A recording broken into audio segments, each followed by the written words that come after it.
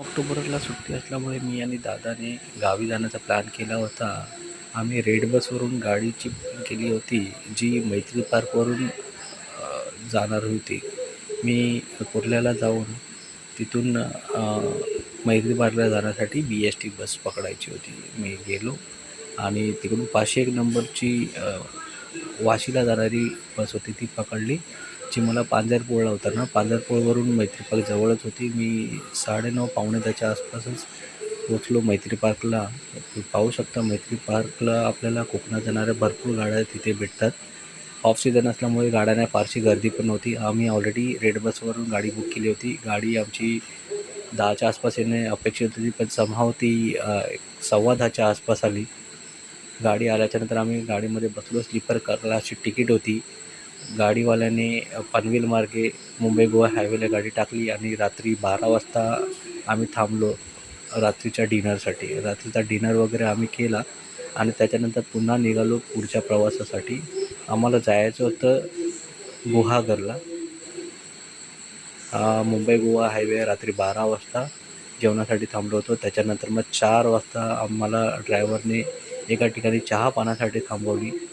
4:10 चहा पाणी वगैरे करून आम्ही परत गाडीमध्ये बसलो आणि त्याच्यानंतर परत पुढचा प्रवास चालू केला गुहागरला जाण्यासाठी. सकाळी 5:30 वाजता आम्ही गुहागरला पोचलो.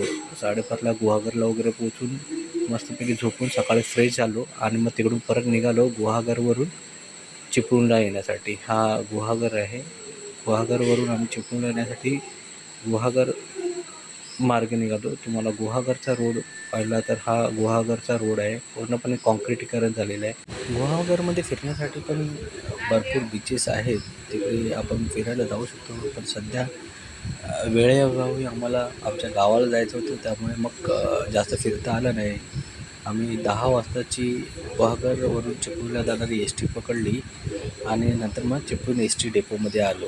ST डेपोतून आम्हाला संगमेश्वरला जाण्यासाठी दुसरी ST पकडायची होती. हा आहे आपला चिपळूण डेपो. कोकणामधला एक महत्त्वाचा असा हा ST डेपो आहे. सध्या त्याचं नूतनीकरणाचं काम चालू आहे, पाहू शकता. तिथूनच आम्ही मग गेलो चांगल्या हॉटेलमध्ये जरा मस्तपैकी नाश्ता केला आणि त्याच्यानंतर मग आम्ही पुढच्या प्रवासाला निघालो. संगमेश्वरला जाण्यासाठी आम्हाला मुंबईवरून रत्नागिरी जाणारी व्हाया संगमेश्वर अशी ST 11:30 वाजताची चिपळूण डेपोतून भेटली. मुंबईवरून ती सकाळी 6 वाजता सुटते आणि 11:30 वाजता ती चिपळूणला येते. मस्तपैकी निसर्गाचा आनंद लुटत आम्ही दोघांनी प्रवास सुरू केला संगमेश्वरला आमच्या गावी जाण्यासाठी.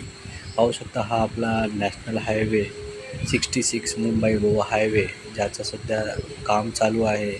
ऑलमोस्ट 80-85% काम झालेलं आहे. ही ST महामंडळाची लालपरी मुंबई रत्नागिरी आहे आणि त्याने आम्ही संगमेश्वरला जाण्यासाठी प्रवास सुरू केलेला आहे. हा आपला बाहेरचा परिसर आणि national highway 66 Mumbai Goa highway. गाडीमध्ये खूप गर्दी कमी होती. सगळ्या सीट रिकाम्याच होत्या. हार्डली 2-4 प्रवासीच होते. त्यामुळे प्रवासाचा आनंद घेता आला. सकाळचं फ्रेश असं वातावरण होतं. मस्तपैकी सुंदर अशी बाहेरचे दृश्य पाहत आम्ही निघालो संगमेश्वरला जायला. कामथे, सावर्डे, तुरळ, कडवई असं करत आम्ही पोचलो संगमेश्वर तालुक्यामधल्या आमच्या गावी. पाहू शकता हा बाहेरचा सुंदर असा परिसर. कोकण रेल्वेचा ब्रिज धामणीजवळ आहे हा ब्रिज आणि हे आपलं संगमेश्वर रेल्वे स्टेशन, जे आता सध्या त्याचं काम चालू आहे. पाहू शकता हे आपलं संगमेश्वर रेल्वे स्टेशन आहे, सुंदर असं. आणि हा आपला शास्त्री पूल संगमेश्वरचा. तिथून पुढे आम्ही मग संगमेश्वर ST डेपोच्या दिशेने निघाली आमची ST.